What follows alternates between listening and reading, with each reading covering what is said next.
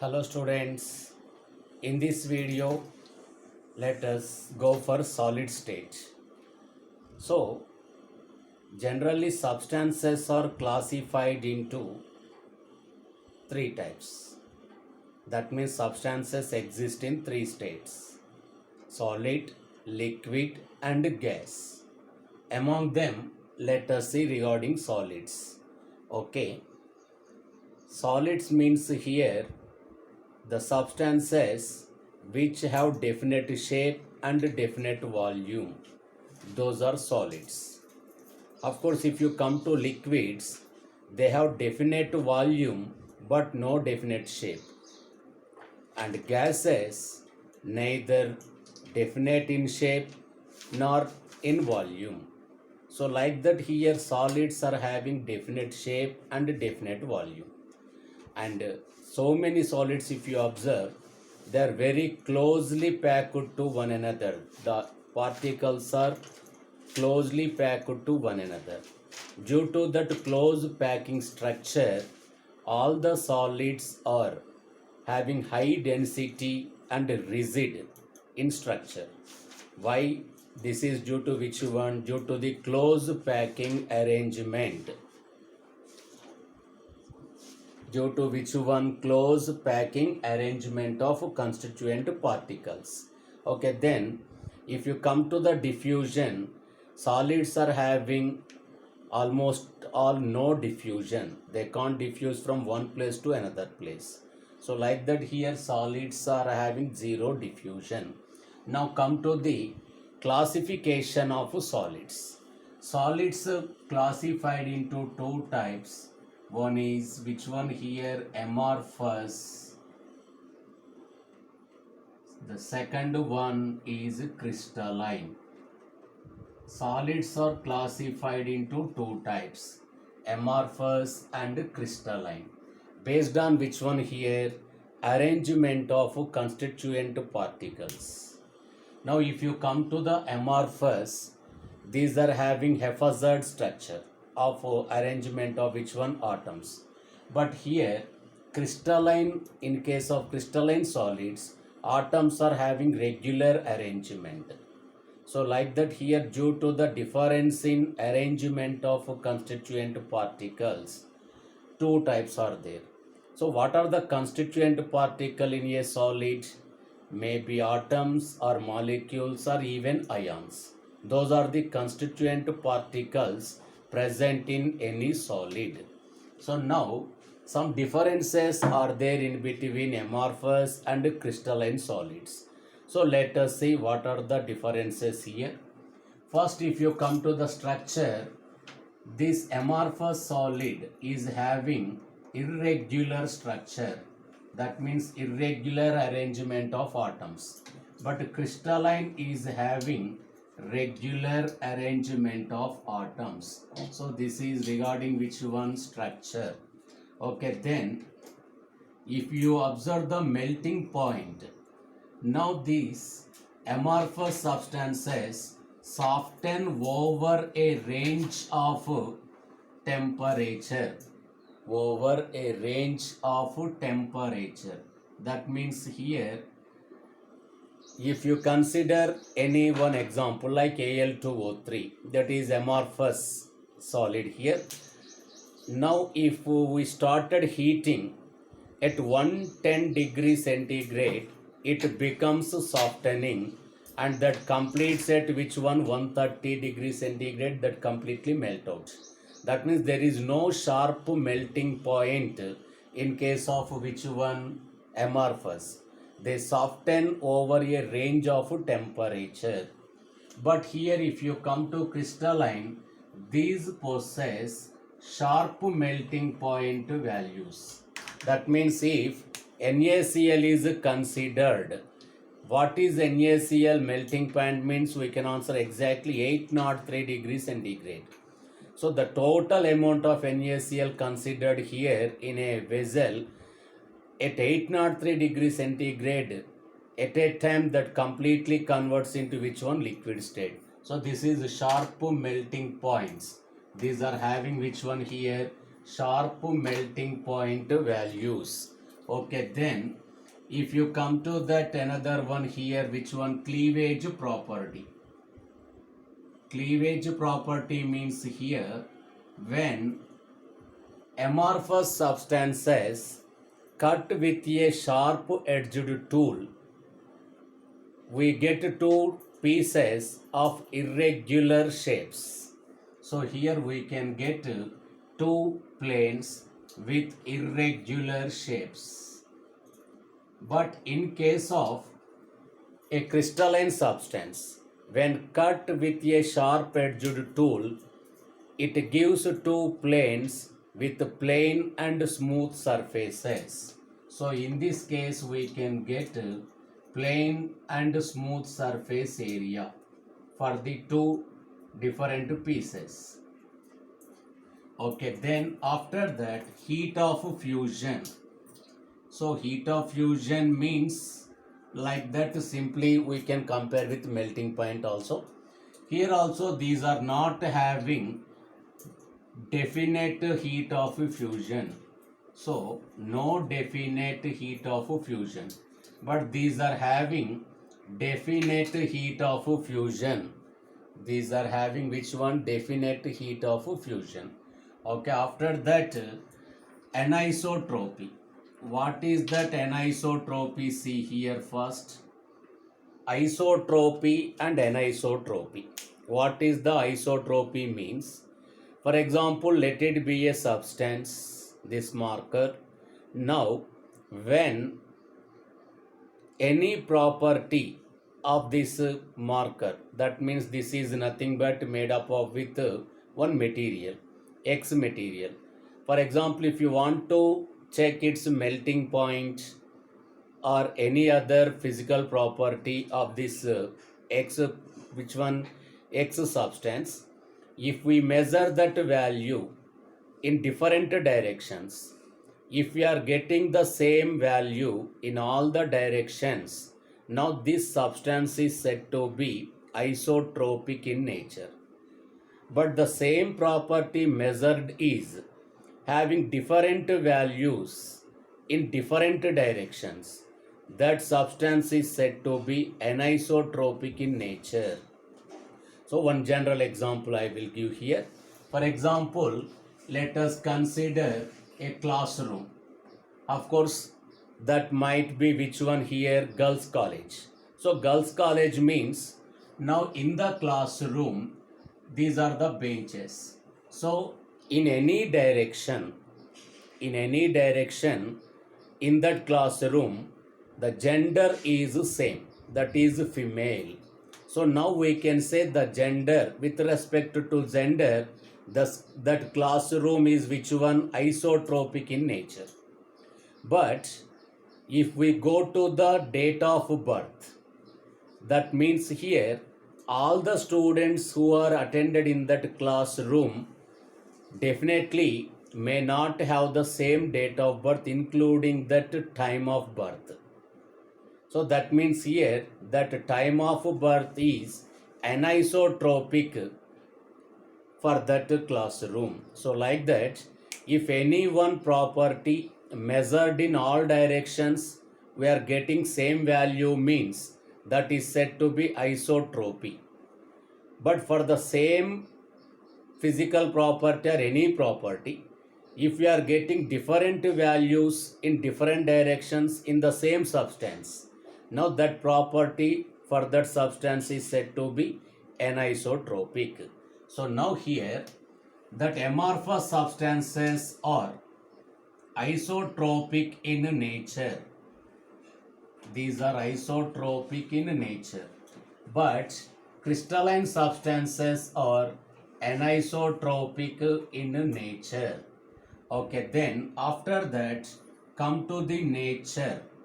Nature means here these amorphous solids are considered as pseudo solids. That means they are not true solids.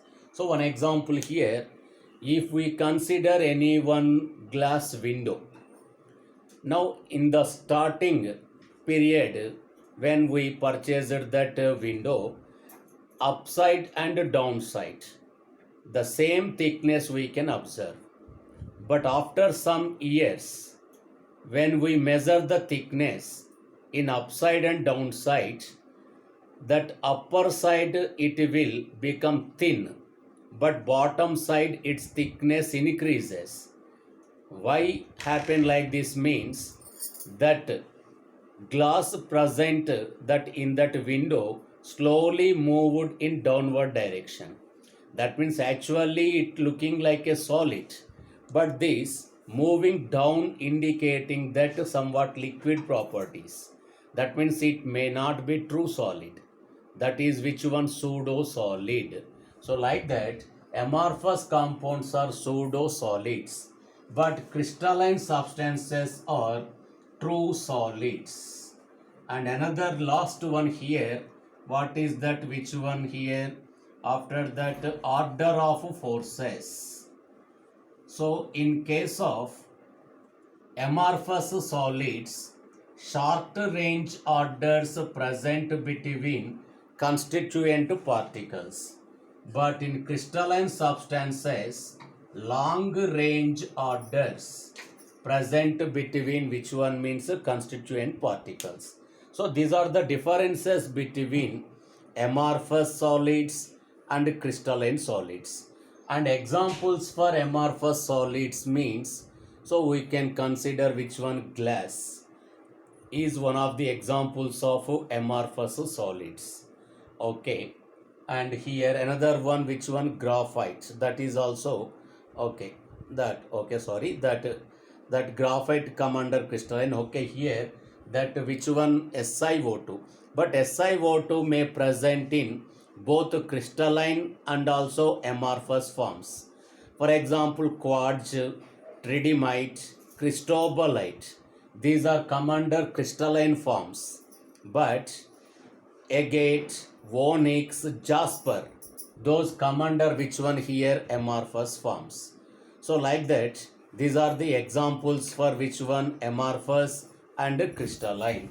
Okay, these are the differences between which one here, amorphous and crystalline solids. Okay, then after this, classification of crystalline solids, and what are the examples for crystalline solids also, let us see here. So crystalline solids examples means ionic solids, covalent solids, all those are metallic solids also come under which one here, crystalline solids, like NaCl, KCl and S8P4, phosphorus, iodine, all these come under which one here, crystalline solids. So now let us see the classification of crystalline solids. So crystalline solids are classified into four types based on the operating forces among the constituent particles. So now based on that forces operating, four type of crystalline solids are present.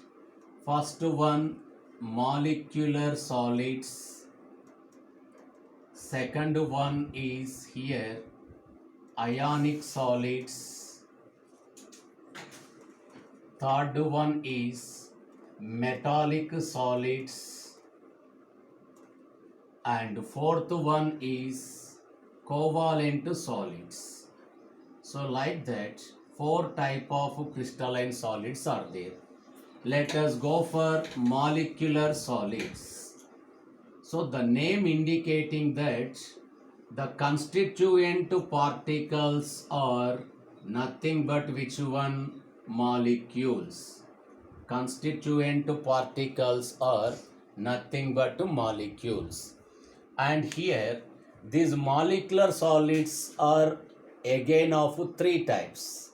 In that the first one is here non-polar, and second one polar molecular solids, and third one is hydrogen bonded molecular solids. So if you come to the non-polar molecular solids, so among that molecules weak van der Waals forces are present. Now non-polar means those are not having any positive pole or negative pole. So what are the examples for non-polar molecular solids? See here. Dry ice, P4, S8, iodine. So these are examples of which one here? Non-polar molecular solids. And come to the polar molecular solids. Examples: solid HCl, solid SO2. So these are, of course, solid ammonia also, solid NH3. These are come under which one? Examples of polar molecular solids. And come to which one? Hydrogen bonded. So in this, ice, glucose, these are examples of which one here? Hydrogen bonded. Of course, urea also hydrogen bonded molecular solids. And regarding these molecular solids, what are the important properties here? These molecular solids are having less melting point values, and they are non-conductors of electricity. So they are non-conductors of electricity. So because those are not having any free ions or free moving electrons. So these are having which one here? Less melting point and non-conductors of electricity. Okay, this is regarding which one? That molecular solids. Okay, then after this come to another type here, ionic solids. So what are the constituent particles in ionic solids here? Ions are the constituent particles. Ions are the constituent particles present in which one? Ionic solids. And oppositely charged ions are held together by strong electrostatic force of attractions. So these are having which one? Strong attractions among that oppositely charged ions. And then ionic solids are electrical insulators. Why they are electrical insulators? Due to the absence of free ions, not absence of ions, due to the absence of free ions. What is the difference between ions and free ions? Of course, in ionic solids, ions are present, but in solid state, they do not move freely. For example, if any one person, he will swim in water or in the rocks, means in water only he can swim. So like that, the ions do not move freely in solid state. So in aqueous solution state or in molten state only, the ions will move freely. So that's why solid ionic compound is electrical insulator due to the absence of free ions. Of course, in aqueous solution state or in molten, that means fused state, they act as good electrical conductors due to the free movement of ions. With that we have to remember. And another one here, they possess somewhat high melting point values because strong electrostatic force of attraction operating between them. So these are the important things we have to remember in case of which one? Ionic solids. Of course, examples means NaCl, cesium chloride, rubidium chloride, KCl, etc. Okay, this is regarding which one here? Ionic solids. Okay, then after that come to the metallic solids. So what are the constituent particles in metallic solids?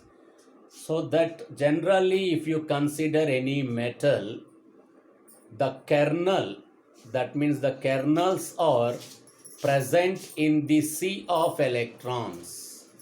Kernels are present in the sea of electrons. So what is the meaning of kernel? Except valence electron, the remaining part of the atom including nucleus is known as a kernel. So now let us consider sodium metal. In case of sodium, loses its which one valence electron and form here kernel. So like that, the produced electrons form a sea of electrons. Now these kernels are embedded in the sea of electrons.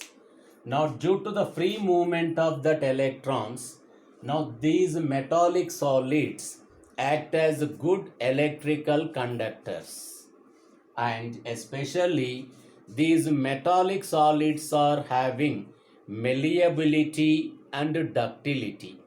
Malleability means we can convert into sheets. Ductility means we can draw them like which one thin wires. So these are showing malleability and ductility. And also due to the movement of that free electrons, or due to the presence of free electrons, these are having metallic luster, means shining in nature. Okay, these are also possess somewhat high melting and boiling point values, but comparatively with ionic solids, these are having less melting and boiling point values. So examples for metallic solids means any metal, that means like that sodium, magnesium, aluminum, iron, copper, gold, etc. So those are okay. Then all metals are which one present in solid state except mercury. You have to remember that point. Except mercury, remaining all metals present in solid state. The only one metal present in liquid state is that nothing but mercury. And all non-metal generally present in gaseous state, but only one non-metal present in liquid state, that is bromine. So we have to remember these two important things. Okay, then come to observe which one here, covalent solids.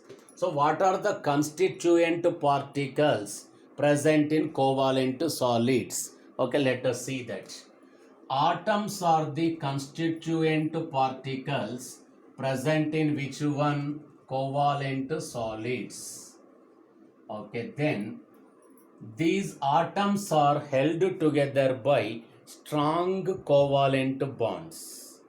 These atoms are held together by strong covalent bonds. Example here, diamond, graphite. In that all the carbon atoms are held together by which one here, strong covalent bonds. And due to that strongest covalent bond, these covalent solids possess very high melting point values. So among all these four types, the highest melting point possessed by covalent.